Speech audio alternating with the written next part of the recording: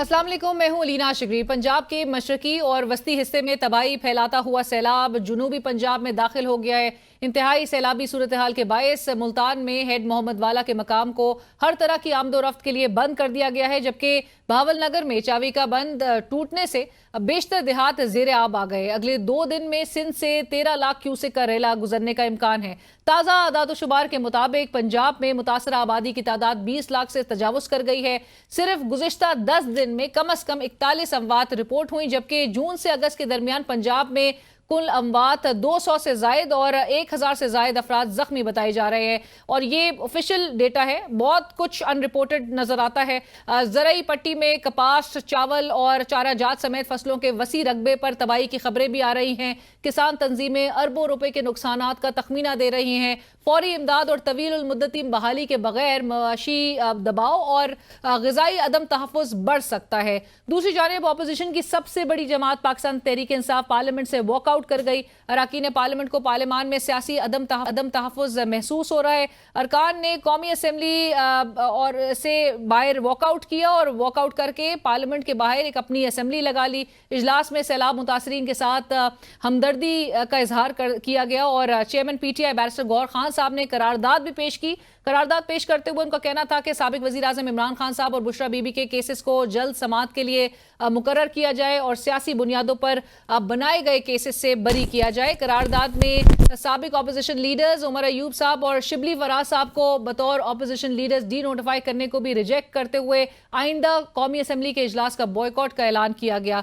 बादअज़ा हमारे ज़राए के मुताबिक पाकिस्तान तहरीक इंसाफ के वफ़द ने स्पीकर कौमी असम्बली अयाज सादिक साहब से मुलाकात भी की और अपने तहफ़्फ़ुज़ात का इजहार किया। अयाज सादिक साहब ने एक बार फिर अपना जो मुतालबा था वो दोहराया, रिटरेट किया कि वो अपने इक़दामात पर नज़रसानी करें। ताहम गौहर खान साहब ने आज इमरान खान साहब से जब मुलाकात की, मुलाकात के बाद बात करते हुए उन्होंने कहा कि इस्तीफ़ों से मुताल्लिक़ खान साहब का फैसला अटल है।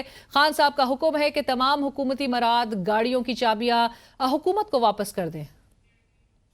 हुई है। खान साहब ने ये भी हिदायत दी है कि असम्बली से इस्तीफे तो दे दिए, लेकिन अगर उनके पास आपके पास उसकी चाबी तक अवेलेबल है, ड्राइवर है, गाड़ी है, सब कुछ कल परसों में आप हुकूमत को वापस करें। ये फैसला हमारा अटल है, हम फैसले से इस्तीफे वापस नहीं लेंगे। साबिक वज़ीर आज़म इमरान खान की 5 अगस्त 2023 की गिरफ्तारी से अब तक की मेडिकल हिस्ट्री सामने आई है। ओवरऑल खान साहब की सेहत बिल्कुल दुरुस्त है। ब्लड प्रेशर, नब्ज, दर्जा हरारत और ऑक्सीजन सैचुरेशन सब नॉर्मल। इमरान खान साहब के दांतों की हसासियत और कानों में मुस्तकिल आवाज़ पर पहली बार सपोर्टिव मैनेजमेंट की सिफारिश की गई है। मुतादिद मरतबा ट्रायल कोर्ट में दरख्वास्त के बावजूद खान साहब को उनके ज़ाती मौलेज तक रसाई नहीं दी जा रही। डॉक्टर फैसल के साथ आखिरी मुलाकात 13 माह कबल जुलाई 2024 को हुई थी। एक तरफ जेल के हालात, सेहत की मुश्किलात और रिहाई के मखदूश आसार हैं, तो दूसरी तरफ वज़ीर आला खैबर पख्तूनख्वा अली अमीन गंडापुर साहब हैं जो कहते हैं कि इमरान खान साहब की रिहाई में 2 बड़ी रुकावटें हैं। एक मुल्क में कानून का ना होना, दूसरा ये कि खास एस्टैब्लिशमेंट के साथ जो मसला चल रहा है जो उन्होंने खुद हल करना है। इमरान खान साहब की रिहाई देखिए, 2 तरह की इमरान खान की रिहाई में जो रुकावटें हैं 2 हैं। एक रुकावट है कि मुल्क में कानून नहीं है, आईन ही नहीं है, वो एक बहुत बड़ी रुकावट है। जब कानून फाल हो जाएगा मुल्क के अंदर तो खान साहब रिहा हो जाएंगे। दूसरा ये है कि खान साहब का जो है इस वक्त जो मसला चल रहा है एस्टेब्लिशमेंट के साथ, वो मसला हल हो जाए। वो खान साहब ने खुद ही करना है, सारी बात है, मेरे पास तो इख्तियार उसका है नहीं। अब यही गंडापुर साहब इमरान खान साहब की रिहाई से मुताल्लिक कारकुनान को 90 दिन से लेकर किस किस तरह की यकीन दहानियां करवाते रहे हैं, आइए खुद सुनिए। 90 दिन का आगाज हो गया है, या हम क्यामत छोड़ेंगे और या इमरान खान को रिहा करवाएंगे इंशाअल्लाह। पार्टी की नेता मैं कर रहा हूँ हर तरह से, चाहे वो प्रोटेस्ट है, चाहे वो धरना है, चाहे वो, मैं पूरी पार्टी को चैलेंज करता हूँ इस बात पे कि तनकीद तो यहाँ पे चल रही होती है, लेकिन जितना मैं कर रहा हूँ कोई बंदा भी आने मेरा 1% ये पूरी पार्टी भी नहीं कर रही। ऐसा नहीं कि सिर्फ अपोजिशन में आपसी इख्तलाफात शदीद हों, बल्कि अब हुकूमत भी इसी लाइन पर चल पड़ी है। वज़ीर दिफा ख्वाजा आसिफ साहब जो गुज़िश्ता कई रोज़ से माफियाज के खिलाफ कार्रवाई, ब्यूरोक्रेट्स की करप्शन और बिलवास्ता हुकूमती कारकर्दगी पर तनकीद करते आ रहे हैं, आज नाम लिए बगैर ख्वाजा साहब को जवाब देते हुए एक और लीगी वज़ीर हनीफ अब्बासी साहब कौमी असम्बली में इजलास से खिताब करते हुए कहते हैं कि ब्यूरोक्रेसी को बुरा कहने का बड़ा शौक चढ़ा हुआ है। अपनी शोहरत के लिए अपने ही ऐवान पर इल्ज़ाम तराशी कर रहे हैं। निज़ाम को हाइब्रिड निज़ाम कहते हैं। यही कुछ करना है तो हुकूमत से निकल जाएं। शौक चढ़ा हुआ है कि हम यहाँ पर बैठ के ब्यूरोक्रेसी को गालम गलोच कर रहे होते हैं, अपनी शोहरत के लिए अपने ही ऐवान पे इल्जाम तराशी कर रहे होते हैं, कभी हम अपने ही निजाम को हाइब्रिड निजाम कह रहे होते हैं। यही सारा कुछ हमने यहाँ बयान करना है और फिर हुकूमत से उठकर हमें अपोजिशन में चले जाना चाहिए कि मैं रावलपिंडी की बात ये करूं कि रावलपिंडी में इंक्रोचमेंट है और मैं उसका जिम्मेदार नहीं हूं। ने आज असेंबली से बाहर असेंबली लगाई और आइंदा सेशन के भी हवाले से कहा जा रहा है कि जी उसका बॉयकॉट किया जाएगा और ये फैसला भी अटल है। आज बैरिस्टर गौहर खान साहब की इमरान खान साहब से मुलाकात हुई और उसके बाद आके उन्होंने इमरान खान साहब का जो मौक़िफ़ था वो आवाम तक पहुंचाया। हम इस वक्त ज्वाइन करें पाकिस्तान तहरीक-ए-इंसाफ के सेक्रेटरी जनरल सलमान अकरम राजा साहब, उनसे गुफ्तगू करते। राजा साहब अस्सलाम वालेकुम, बहुत शुक्रिया प्रोग्राम के लिए आपने वक्त निकाला। राजा साहब, आज पाकिस्तान तहरीक-ए-इंसाफ का जो बाकायदा तौर पे इकदाम देखा गया वो ये था कि असेंबली से ना सिर्फ वॉकआउट हुआ बल्कि असेंबली से बाहर असेंबली लगाई गई, करारदाद भी सामने रखी गई और एक ठोस आप लोग की जानिब से इकदामात लिए जा रहे हैं। एक तरफ हुकूमत है जो कि कहती है कि पार्लियामान की जो फंक्शनिंग है वो इससे इम्पैक्ट नहीं होगी, ऑल्दो स्पीकर कौमी असेंबली बार बार चाह रहे हैं कि आप लोग अपने फैसले को रिव्यू करें। आज इमरान खान साहब के भी गौहर साहब से मुलाकात के बाद जो बात सामने आई है, ये पीटीआई का बिल्कुल फैसला, इमरान खान साहब का फैसला अटल है या ये मेजर्स रिव्यूएबल भी हो सकते हैं? देखिए, हमारा मौक़िफ़ वाज़े है, ये एक मसनूई निज़ाम है, ये मसनूई असेंबलियाँ हैं। फॉर्म 47 की बुनियाद पे वो लोग बैठे हुए हैं जिनका कोई इस्तेहकाक नहीं है इन असेंबलियों में बैठने का, तो हम क्यों इन असेंबलियों को लेजिटिमेसी बख्शें? हम इनको इज़्ज़त नहीं बख्श सकते। देखिए, हम बिल्कुल इलेक्शन जीत कर जो हमारे लोग आए हैं, जिनको आने दिया गया है, उनका हक है कि वो असेंबली में बैठें, लेकिन इससे ज़्यादा वो कुछ नहीं करेंगे। हम असेंबलियों से इस वक्त इस्तीफ़ा नहीं दे रहे, लेकिन हम असेंबली के इस तमाम ढकोसले को कोई इज्जत नहीं बख्शेंगे। ये एक झूठ और फरेब पर मबनी निज़ाम है और इस झूठ और फरेब को हम हर रोज़ जाहिर करेंगे। बाहर निकल के असेंबली लगाना, हकीकी MNAs, हकीकी MPAs को जिनको आवाम ने दर हकीकत वोट दिया था, उनको साथ बिठाकर हम आवाम के मसाइल पर बात करेंगे, हम आवाम के मसाइल के लिए हल जो हैं वो पेश करेंगे, लेकिन एक मसनूई निज़ाम को हम मज़ीद सहारा नहीं देंगे। और राय साहब, चूंकि आज इमरान खान साहब ने वाया गौहर खान साहब ये भी कहा है कि तमाम जो हुकूमती मराहत हैं, गाड़ियाँ, चाबियाँ, वो सब कुछ वापस कर दी जाए, लिहाजा अगले फेज में क्या पाकिस्तान तहरीक इंसाफ हतमी और इज्तिमाई इस्तीफों के भी करीब विद ईच पासिंग डे आती जा रही है? नहीं, इस बारे में मैं कुछ नहीं कह सकता। मेरा नहीं ख्याल इस वक्त ये कोई बात है जो हमारे सामने है। इस वक्त हमारा मकसद सिर्फ ये है कि हम एक हकीकी पैगाम जो है और हकीकी तौर पे पाकिस्तान के अवाम की जो आवाज़ है वो बनकर अवाम के सामने रहें, अवाम तक पहुँचें, अवाम का दुख दर्द बांटें। इस्तीफ़े देने की बात इस वक्त हमारे सामने नहीं है। राइट। और राज साहब, एक तरफ हुकूमत का वो फेस है कि जो कि कह रहा है कि पार्लियामेंट की लाइक आई सेड के फंक्शनिंग नहीं इम्पैक्ट करेगी। पाकिस्तान तहरीक इंसाफ पे इल्ज़ाम भी आयद किया जा रहा है कि आप लोग की तरफ से एक साजिश की गई थी सिर्फ एक जुनेद अकबर साहब को हटाने के हवाले से। ये हुकूमती मौक़िफ़ है जो मैं आपके सामने रख रही हूँ। दूसरी तरफ कौमी असम्बली के जो स्पीकर है याद सादिक साहब, वो बार बार इस बात पर इंसिस्ट कर रहे हैं कि आप सिस्टम में रह के लड़ाई जो है वो लड़े और अपने इस फैसले को जो है वो रिव्यू करने की तरफ आए। नहीं, ऐसा नहीं होगा। हमें बिल्कुल इस बात में कोई वज़न नज़र नहीं आता कि हम सिस्टम के अंदर रहें। ये सिस्टम झूठ पर मबनी है, फरेब पर मबनी है। इसके अंदर हमें कुछ भी नहीं मिल सकता, पाकिस्तान के अवाम को कुछ नहीं मिल सकता। ये एक ढकोसला है जो एक मखसूस टोले के लिए खड़ा किया गया है।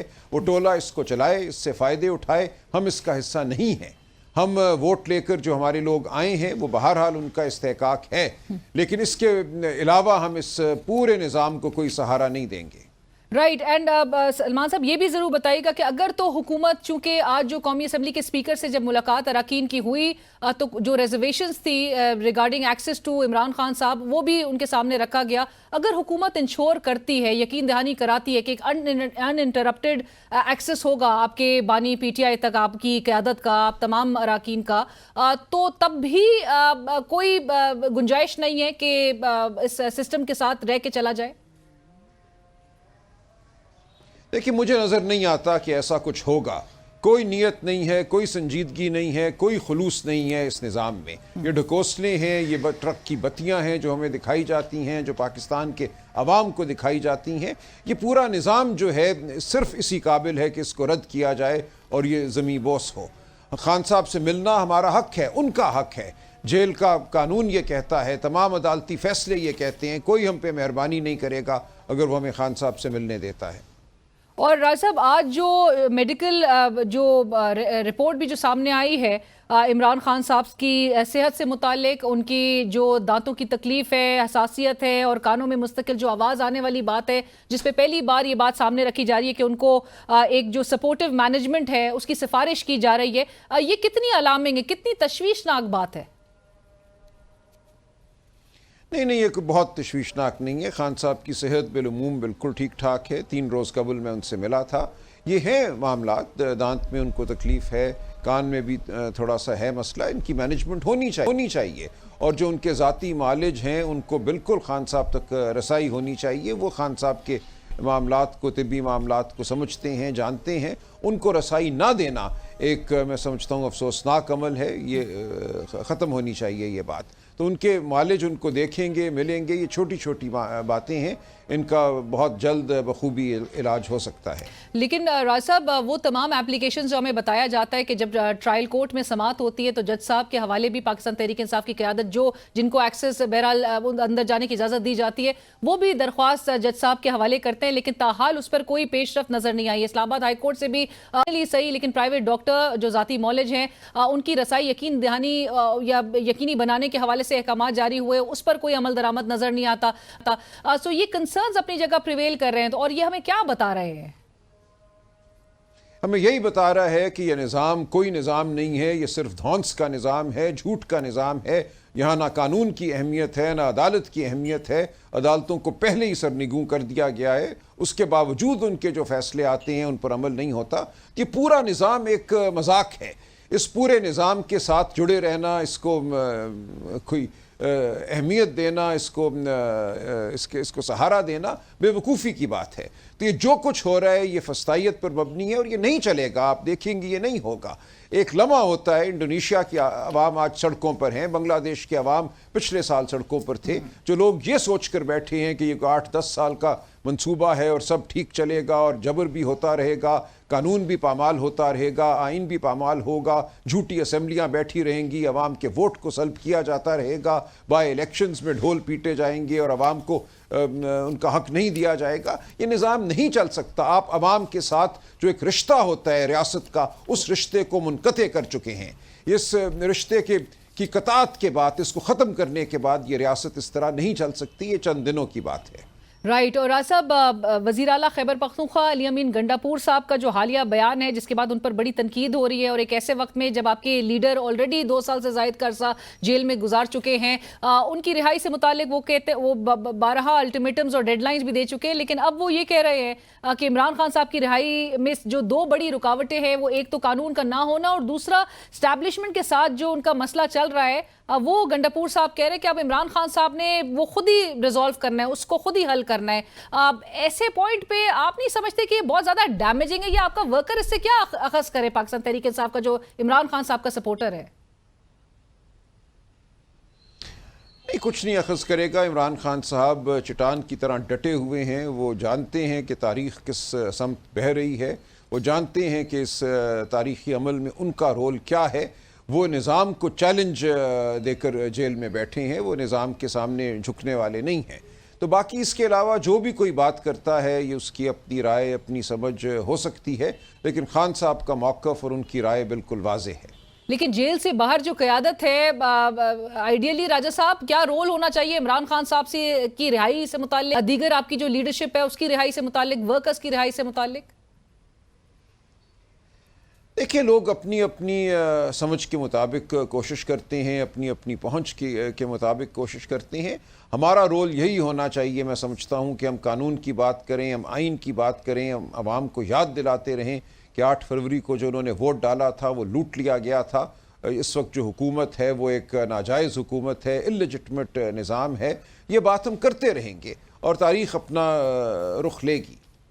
और असब आखिर में एहतजाज वाले फ्रंट पे भी बता दीजिएगा, उस पर क्या होने वाला है, क्योंकि एक तरफ जहां पर सैलाब की तबाहकारियां हैं, खैबर पख्तूनख्वा, पंजाब और फिर अब सिंध की तरफ जो ये सैलाबी रेला जो है वो रुख कर रहा है, ऐसे में जहां पर खबरें और गुज़िश्ता रोज़ भी पाकिस्तान तहरीक इंसाफ के जो सेक्रेटरी इत्तलात है उनकी जानिब से कहा गया कि जी हमने मौखर किया है, क्या इसे मौखर ही अभी समझा जाए जब तक चीज़ें सेटल नहीं होती, या एहतजाज की तरफ आप लोग आगे बढ़ेंगे? कोई देखें, ज़ाहिर है ये सैलाब जो इस वक्त कम से कम 3 सूबों को दरपेश है, एक बहुत बड़ी आफत है, हमें इससे निमटना है। आज भी मैं पंजाब के मुख्तलिफ इलाकों में गया हूँ, कसूर गया, कल सियालकोट गया था, अगले चंद रोज़ में भी ये दौरे जारी रहेंगे।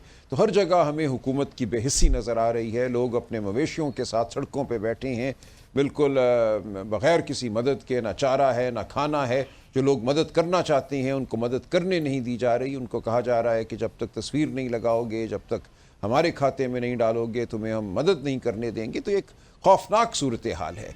देखिए, एहतजाज के बहुत से पैराए हैं। खान साहब का हुक्म था कि सितंबर के महीने में एक बड़ा जलसा किया जाए, उसमें हो सकता है 1 हफ्ते की, 10 दिन की कोई ताख़ीर हो जाए, लेकिन ये अमल जारी रहेगा, मुख्तलिफ हवालों से ये अमल जारी रहेगा।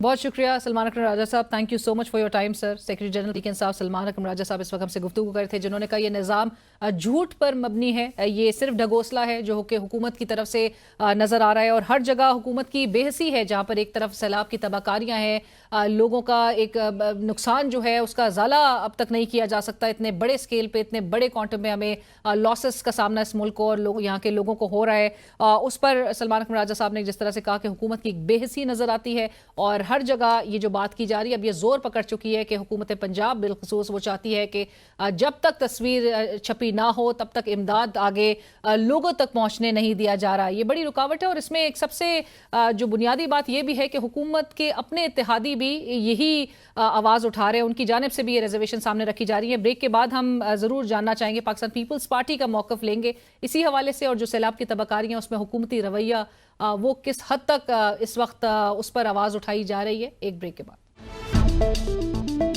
डॉक्टर तारिक फजल चौधरी साहब, वफाकी वजीर बराए पार्लिमानी उमूर, इस वक्त हमें ज्वाइन कर रहे हैं। डॉक्टर साहब अस्सलाम वालेकुम, बहुत शुक्रिया आपने वक्त निकाला। डॉक्टर साहब, टू बिगिन विद, आज पाकिस्तान तहरीक इंसाफ ने जो वॉकआउट किया असेंबली से, आया कि उनकी स्पीकर कौमी असेंबली से मुलाकात भी हुई और अपने रिजर्वेशंस भी उन्होंने उनके सामने रखे।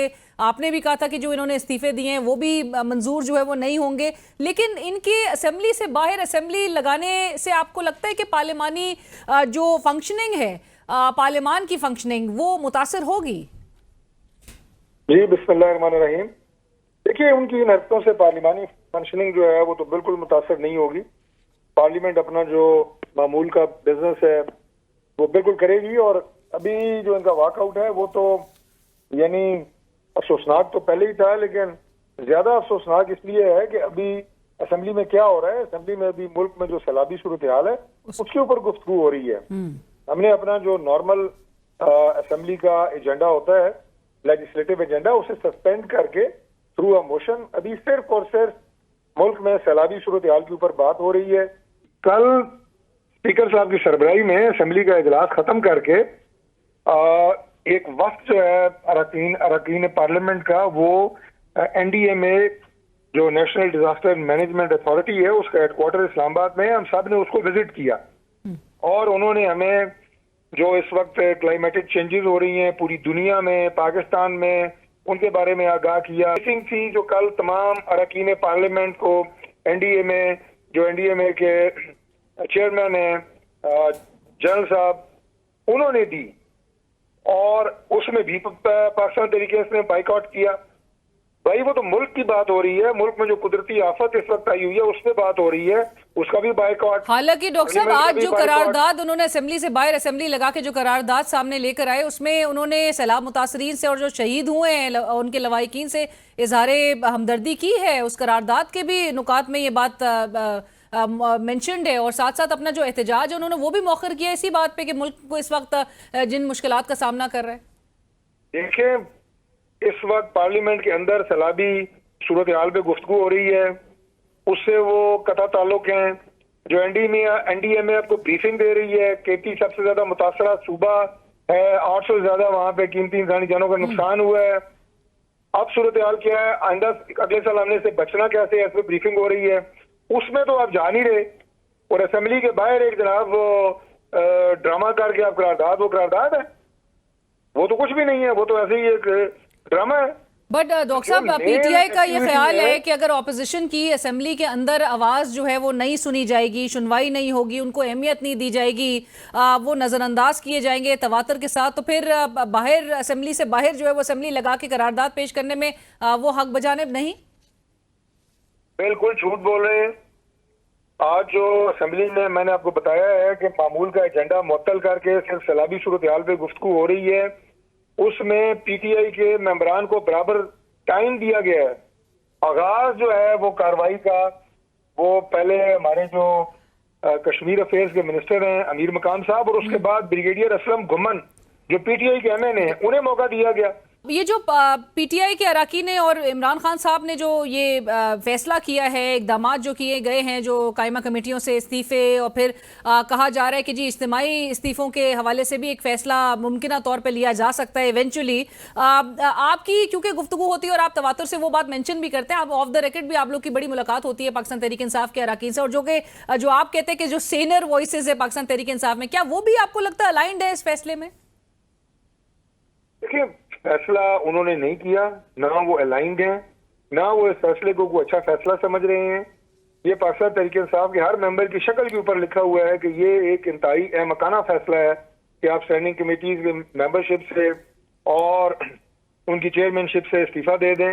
अंदर की बात अगर मजीद आप जानना चाहती हैं तो मैं आपको बता देता हूँ कि ये तमाम स्टैंडिंग कमेटी से जो इस्तीफे हुए हैं पाकिस्तान तहरीक इंसाफ ने दिए हैं, ये क्यों दिलाए गए हैं? ये सिर्फ और सिर्फ एक कमेटी जिसका नाम है पब्लिक अकाउंट्स कमेटी, उसके जो चेयरमैन है जुनैद अकबर खान, उनके खिलाफ जो पार्टी के अंदर लॉबी है, उसने ये इस्तीफे दिलाने की साजिश की है पीटीआई के अंदर। वो जुनैद अकबर खान को हटाना चाहते हैं चेयरमैन पब्लिक अकाउंट कमेटी के ओहदे से, और उसकी आड़ में उन्होंने बाकी भी कन्विंस किया लीडरशिप को कि बाकी भी जो है कमेटियों से इस्तीफे दिए जाएं और चेयरमैनियों से इस्तीफे दिए जाएं। ये सारा का सारा एक बहाना है। असल टारगेट जुनैद अकबर खान है। उनके खिलाफ जो लोग हैं, मैं पर्सनल तो नहीं इतना जाऊंगा कि कौन कौन है, लेकिन इतना ही कहूंगा कि उनके खिलाफ जो लोग हैं वो उन्हें सिर्फ पब्लिक अकाउंट कमेटी की चेयरमैनी से हटाने के लिए ये सारा ड्रामा हुआ है जो तहरीक इंसाफ में है। इसमें कोई और बात नहीं है, कोई और जमहूरियत जाती कुछ भी नहीं है। राइट, और ये एक बंदे के खिलाफ साजिश है। एक बंदे के खिलाफ आप कह रहे हैं कि साजिश है, और हुकूमत बहरहाल ये चाहती है कि ये नजरसानी करें, और स्पीकर साहब ने भी उनसे कहा है कि वो मशवरा दे रहे हैं, वो रिविजिट करें इस फैसले पे। लेकिन साथ साथ ये भी उन्होंने जो अपनी जो रिजर्वेशंस हैं पाकिस्तान तहरीक इंसाफ के अराकीन ने, वो स्पीकर साहब के सामने भी यही रखी। डॉक्टर साहब के जो इमरान खान साहब तक जो रसाई है उसको अनइंटरप्टेड वो होनी चाहिए, मुलाकात करवाई जानी चाहिए। वो शाहिद खटक साहब तो गुज़िश्ता हफ्ते तक आपसे रब्ता करना चाह रहे थे और आपसे पूछना चाह रहे थे कि वो मुलाकात ताहाल नहीं कर सके, लेकिन क्या ये हुकूमत इंश्योर कर सकती है कि इमरान खान साहब तक जो एक्सेस है वो अनइंटरप्टेड होगा? जी बिल्कुल, इसको हम न सिर्फ इंश्योर कर सकते हैं बल्कि इंश्योर करेंगे। Medical officer in charge central jail Rawalpindi की तरफ से उसमें बताया जा रहा है कि उनके दांतों की हसासियत और कानों में मुस्तकिल आवाज़ जो है वो उसकी हवाले से सपोर्टिव मैनेजमेंट की पहली बार जो है वो सिफारिश की गई है। ये इश्यूज जो है वो एग्रीवेट हो रहे हैं और बार बार इंसिस्टेंस इस बात पे कि जो प्राइवेट डॉक्टर है उस तक रसाई उनको देनी चाहिए, तो क्यों रेजिस्ट कर रही है हुकूमत? इमरान खान के साथ किसी का भी कोई जाती अनाद नहीं है। हाँ। और हम बहैसियत गवर्नमेंट भी बड़ी जिम्मेदारी का मुजाहरा करते हैं और हम वैसे भी वफादार लोग हैं।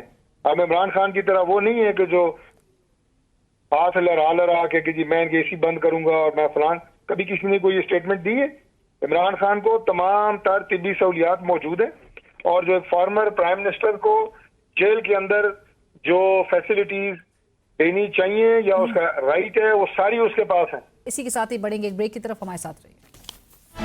चौधरी मंजूर साहब आज जो गुफ्तगू करते हैं वो जरा सुनवाते हैं, आपसे कमेंट जरूर चाहती हूँ क्योंकि वो आपके अहम इत्तेहादी हैं। जी, मोहतरम तारिक फजल चौधरी साहब ने एक प्रेस कॉन्फ्रेंस की और कहा कि हमने यूटिलिटी स्टोर्स को बंद कर दिया, कि ये पहले बंद करती है और उसके बाद सोचती है कि इसने करना क्या है उस इदारे का। इसी तरह से इन्होंने स्टील मिल रातों रात बंद कर दी थी, जब ब्रेक इवन पे आ गई थी, बराबर पे थी। डॉक्टर साहब, ये चौधरी मंजूर साहब गुफ्तगू कर रहे थे और कहते यूटिलिटी स्टोर्स बंद करवाने के हवाले से आपके ही बल्कि हवाला देते हुए बयान का, वो कह रहे पहले ये हुकूमत जो है वो बंद कर देती है, उसके बाद सोचती है कि जी हमने करना क्या है। देखिए, चौधरी मंजूर साहब ने शायद मेरी गुफ्तगू के चंद लाइनें ऐसे सुने हैं, उन्होंने पूरा जो मेरा प्रेस कॉन्फ्रेंस का कंटेंट था वो नहीं सुना। पूरा कंटेंट में ये चीज शामिल है कि यूटिलिटी स्टोर्स पाकिस्तान भर में एक महीने में 60 से 70 करोड़ रुपया नुकसान कर रहे हैं, और ये 60 से 70 करोड़ रुपया नुकसान बगैर सब्सिडी के है। अगर इस वक्त सब्सिडी भी दी जाए मुख्तलिफ अशिया के ऊपर, तो फिर ये नुकसान जो है ये 1.5 अरब तक चला जाएगा पर मंथ। तो आप मुझे ये बताएं कि गवर्नमेंट के जो इस वक्त हालात हैं मईशत के मुल्क के, वो आप देखें, गवर्नमेंट के पास कितना पैसा है वो देखें। हम बहुत सारे वजारतों से इस वक्त उनकी जो फाइनेंशियल एलोकेशन होती है फंड्स की, उसमें कट लगा के बड़ी मुश्किल हम अपना जो बजट है वो तशकील दिया गया है। सर डॉक्टर साहब, लेकिन चौधरी मंजूर साहब का नुक्ता ये है कि ऐसे वक्त में आप ये करके यूटिलिटी स्टोर्स बंद करके ना सिर्फ मुलाजमीन पर बल्कि जो आफतजदा इलाके हैं उनके हवाले से भी बड़ा उन पर भी बड़ा जुल्म हो रहा है। जी, आफतजदा इलाकों का यूटिलिटी स्टोर से कोई ताल्लुक नहीं है। मैंने आपको बताया कि यूटिलिटी स्टोर जैसा कोई सब्सिडी नहीं दे रहे। नॉर्मल की प्राइसेस जो बाजार में अशिया की हैं वही यूटिलिटी स्टोर्स पे हैं। लिहाजा ये भी बात गलत है कि आफतजदा इलाकों में कोई असर पड़ेगा, बिल्कुल नहीं पड़ेगा। अभी इस तरह का गोल्डन शेक हैंड या इस तरह का पैकेज दिया जाता है तो उसमें कॉन्ट्रैक्टर्स और डेली वेजर्स को कुछ भी नहीं मिलता। इसमें हम इक्विवेलेंट लेवल की जो पैकेज है वो डेली वेजर्स को भी दे रहे हैं, और जो कॉन्ट्रैक्चुअल मुलाजमीन है कॉन्ट्रैक्ट में उनको भी दे रहे हैं। राइट। तो लिहाजा ये जो उनकी यूनियन है उनके तमाम अहदेदारों के साथ बैठ के मुत्तफिका तौर पे ये अनाउंस किया गया है पैकेज। गुज़िश्ता रोज वजीर दिफा ख्वाजा आसिफ साहब ने भी आके और बड़े राइट पॉइंट्स को उन्होंने हाईलाइट किया। उन्होंने कहा खुद एहतसाबी का वक्त है। जिस तरह से ठेकेदार इस मुल्क में जो है उनको जिसकी सरपरस्ती हासिल है, उन्होंने कहा क्या कुछ हो रहा है, हमें अकाउंटेबिलिटी की इस वक्त अशद जरूरत है और जिस किस्म के मुल्क हालात से दो चार है। हनीफ अब्बासी साहब हाउएवर आज कहते हैं डॉक्टर साहब के ऑपोजिशन में की बातें जो है वो हुकूमती बेंचेस पर बैठ कर करते हैं तो फिर ये हुकूमत से अलहदा हो जाएं। अब ये जो लीगी वज़रा आमने सामने नजर आ रहे हैं, डॉक्टर साहब आप किसके साथ हैं? आप हनीफ साहब के साथ हैं या ख्वाजा आसिफ साहब के साथ हैं? देखिए जी, मैं तो अपनी पार्टी के साथ हूँ, अपनी लीडरशिप के साथ हूँ, नवाज शरीफ के साथ हूँ, शहबाज शरीफ के साथ हूँ। बाकी अगर कोई कैबिनेट के मेंबरान अगर किसी इशू के ऊपर कोई अपनी जाती राय देते हैं या बयान देते हैं तो वो उनकी अपनी जाती एक राय होती है। Right, thank you so much doctor साहब, बहुत शुक्रिया। वफाकी वजीर बराए पार्लिमानी उमूर डॉक्टर तारिक फजल चौधरी साहब इस वक्त हमसे गुफ्तगू हुए थे और इसी के साथ ही बढ़ेंगे सीनियर रहनुमा पाकिस्तान पीपल्स पार्टी चौधरी मंजूर अहमद साहब इस वक्त हमें ज्वाइन कर रहे हैं। चौधरी साहब अस्सलाम वालेकुम, बहुत शुक्रिया प्रोग्राम में ज्वाइन करने के लिए। हुकूमती दावे हमें नजर आ रहे हैं। पंजाब हुकूमत कहती है कि जी हर शख्स तक जो है वो पहुंचा जा रहा है, उन तक इमदाद पहुंचाई जा रही है, लेकिन ऑपोजिशन है जो कि और दीगर ऑर्गेनाइजेशन है जो कि कहती है कि जी हर चीज़ पे अब एक शर्त लगा दी गई है कि तस्वीर होगी वज़ीर आला पंजाब की तो ही इमदाद जो है वो पहुंचाने दिया जाएगा। आप क्या देख रहे हैं इस वक्त वहां के इलाकों में? कसूर के 70 से ज्यादा देहात हैं जो जो सैलाब की जद में है और शदीद जद में है। मैं कल ही इस्लामाबाद रात को पहुंचा हूँ, आज प्रेस कॉन्फ्रेंस की है क्योंकि वो उसको भी यूटिलिटी स्टोर्स वाले बतौर लेबर इंचार्ज भी मैं देख रहा था, वहां से प्रेशर है। अब भी मैं रास्ते में हूँ, मैं वापस पहुंच रहा हूँ इसलिए कि आज रात फिर बहुत खतरा है कि फिर ऊंचे दर्जे का जो सैलाब है वो आने का तवक्को है। पीछे जो कैचमेंट एरिया में बारिशें हुई हैं और मैंने अभी पूछा आपके प्रोग्राम से कुछ देर पहले तो पानी दोबारा फिर चढ़ रहा है, पानी का लेवल ऊपर हो रहा है दोबारा से। फिर जो पहले से मुसीबत ज़्यादा लोग हैं उन पे और मुसीबत आएगी। प्रॉब्लम ये है कि इंतजामिया ऐलान कराती है कि 1 घंटे के अंदर अंदर गांव खाली कर दें, फिर उसके बाद कोई खास ना कोई किसी को पूछने वाला होता है। हुकूमती कश्तियां तो छोटी छोटी कश्तियां हैं लेकिन वो बहुत बड़े बेड़े हैं जिन पे ट्रैक्टर, मवेशी, हर चीज और सैकड़ों लोग बैठकर आ जाते हैं। उन्होंने बहुत ज्यादा काम किया है इस रेस्क्यू के अमल में, लेकिन उसके मेरा ये तोड़े जो आपके बैराजेस हैं उनको बराजों को बचाने के लिए, लेकिन बहुत सारे ऐसे बंद थे जिनको बचाया जा सकता था, टूटने से वो नहीं बचाया जा सका। मसलन परसों कसूर का एक बंद फौरी तौर पर जो दरिया बाहर निकलता है वो टूटा है और उससे दर्जनों देहात जो है वो ज़ेरे आब आ गए हैं। हजारों एकड़ खड़ी फसलें जो थी, तैयार फसलें जिसमें मूंजी, मक्की, हल्दी और इस तरह की जिसपे एक एक एकड़ पे लाखों रुपए लोगों का, वो सारी तबाह बर्बाद हो गई है और आगे कोई मैकेनिज्म नहीं है। तो मैं फौरी तौर पर ये यहाँ पे ये मुतालबा करता हूँ आपके प्रोग्राम के हवाले से कि इसको छोड़ें कि अभी वो अगला मरला है कि फ्लड अफेक्टेड एरियाज डिक्लेयर किया जाए और उसको फ्लड अफेक्टेड एरियाज डिक्लेयर करके तो फिर वो एस्टिमेट होगा किसकी फसल गई है, कौन सा जानवर गया है, क्या हुआ है, उसको छोड़े। अभी इनके पास बेनजीर इनकम सपोर्ट प्रोग्राम का डाटा है, उसको ले और फिर उस डाटा के जरिए कैश ट्रांसफर करें। आप बाद में होता रहेगा, लाखों करोड़ों का लोगों का नुकसान हुआ है, उसको अभी छोड़ें। आप अभी 1-1 लाख रुपया हर किसी को कैश ट्रांसफर करें। जो जिम्मेदार नहीं है उनको 50,000 कर दें, जो जिम्मेदार हैं उनको, जिनके पास जानवर है उनको 1 लाख रुपया। आप ना तो लोगों को ऐसा इस तरह से इतने लाखों लोगों को खाना पहुंचा सकते हैं, ना आप उनके जानवरों को चारा दे रहे हैं और लोग रोते हुए कहते हैं कि हम खुद भूखे रह लेंगे, हम अपने जानवरों को भूखा नहीं देख सकते। वो बंदों के ऊपर बैठे हुए हैं, कोई टेंट नहीं है, कोई चीज नहीं है उनके पास, मैं सिर्फ प्रोपेगेंडा किया जा रहा है। हर साल हमें इस किस्म की तबाहकारियों का सामना होता है, क्यों नहीं कोई लॉन्ग टर्म कोई ठोस प्लान बना पा रहे हैं? आज भी हमें असेंबलियों में तकारीर जो है वो बड़ी ऐसी नजर आ रही है कि जी खुद एहतसाबी का वक्त है, एक डैम के ऊपर जो है वो कालाबाग डैम पे एक जेर बहस वो दोबारा से आ गया, उस पर भी रिजर्वेशन है। ख्वाजा आसिफ साहब कहते हैं 10-10, 12-12 साल लग जाएंगे। ठोस हम कोई हिकमत अमली क्यों नहीं बना पा रहे हैं? देखिए ना, ये फिर एक तमाशा किया गया, जानबूझकर एक शोशा छोड़ा गया डैम बनाने का। मुझे ये बताएं कि सतलुज पे आप कहां पे डैम बना सकते हैं, रावी पे कहां पे डैम बना सकते हैं, अब चिनाब पे जिन 3 दरियाओं में सैलाब आया है वहां पे कहां पे आप डैम बना सकते हैं? डैम की साइट ही नहीं आपके पास इन तीनों दरियाओं के ऊपर। जो जिन तीनों दरियाओं ने तबाही की है, बजाय इसके कि उस पे हो कि कहां पे स्टोन पिच हो सकती है, कहां पे स्पर बांधे जा सकते हैं, कहां पे बंद बांधे जा सकते हैं, कहां पे चीज। मैं आपको एक मिसाल दूंगा। हमारा एक गांव है उल्ला के, वहां पे 1988 के सैलाब का पत्थर पड़ा हुआ है जिसको स्टोन पिच होना था, और अगर वो पत्थर लगाया जाता तो ये परसों जो बांध टूटा है वो नहीं टूटता, और बहुत सारी जगहों पे ब्रीचेस जो हुए हैं वो नहीं होते, लेकिन किसी को कोई ख्याल ही नहीं है। डॉक्टर साहब कहते हैं, चौधरी साहब के शायद चौधरी साहब ने हमारी प्रेस कॉन्फ्रेंस, मेरी प्रेस कॉन्फ्रेंस का पूरा कंटेंट नहीं सुना। वो कह रहे हैं यूटिलिटी स्टोर्स एक महीने में कोई 60 से 70 करोड़ के करीब जो है वो नुकसान कर रहे हैं, और अगर सब्सिडी दी जाए तो यही नुकसान कोई 1.5 अरब तक चला जाएगा। आफतज़दा इलाकों का यूटिलिटी स्टोर से वो कह रहे हैं कोई ताल्लुक नहीं है। सो क्या रिस्पॉन्ड करेंगे सर आप इस पे? नहीं, देखिए ना, तारिक फजल चौधरी साहब को पूरे हकायक नहीं बताए गए, जो कुछ ब्यूरोक्रेसी ने उनको पढ़ाया कर कह दिए। क्यों नुकसान हो रहा है? आप कह रहे हैं कि आप गंदम मार्केट में 2,000 रुपए मन थी, आपको भी पता है 2,000 रुपए 2,200 रुपए मन। आपने कहा कि नहीं, पास्को से लें और वो गंदम लें जो इंपोर्ट हुई थी यूक्रेन से, जिसको जानवर खाने के लिए तैयार नहीं है। कितने में लें? 6,000 रुपए मन में लें। और आटा कितने में यूटिलिटी स्टोर बेचेगा? 2,250 रुपए मन में। उसमें नुकसान तो होगा, उसमें उनका क्या गुनाह है? यूटिलिटी स्टोर का क्या गुनाह है? आप खुद इदारों को पहले तबाह कर। मसलन मैं आपको एक मिसाल दूं, मैंने आज बात की है।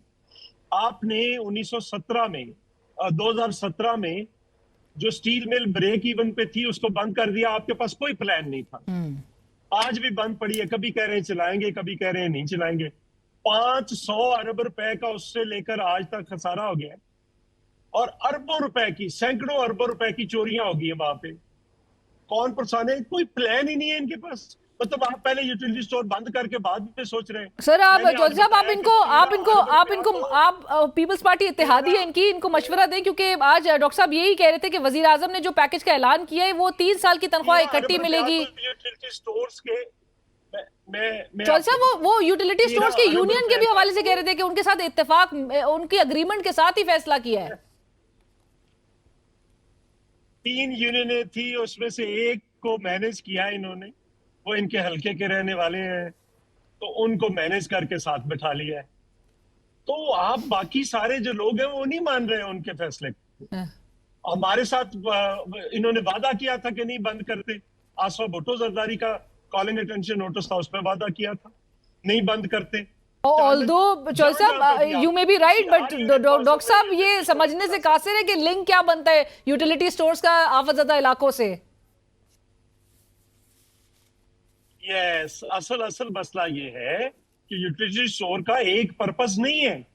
मैं आपको अभी तफसील भेज देता हूँ, मेरे पास तफसील है कि कितने कितने लाख टन जो राशन है वो पहुंचाया था जलजले में और सैलाब में, लाखों टन, और 11,500 मुलाजिम है। ताकि ये देखें, मैंने आपको कहा कि मैं आपको अभी तफसील भेजता हूँ, वो आप पढ़ के सुनाए कि किस किस जलजले में, किस किस में, कहाँ पे क्या क्या यूटिलिटी स्टोर्स ने रोल प्ले किया है। अगर वो नुकसान हुआ है तो आपकी वजह से हुआ है। बिल्कुल। आप अपनी जो आटा की सब्सिडी है वो यूटिलिटी स्टोर ने कहा था दे, आपने खुद दी ना। वो यही आज को वो बता रहे हैं हमें कि बड़ा इससे जो नुकसानात है वो उठाया जा रहा है। पर thank you so much Chaudhry साहब, बहुत शुक्रिया आपके वक्त की। इसी के साथ ही प्रोग्राम की टीम अलीना शिगी को इजाजत दीजिए। अल्लाह हाफिज।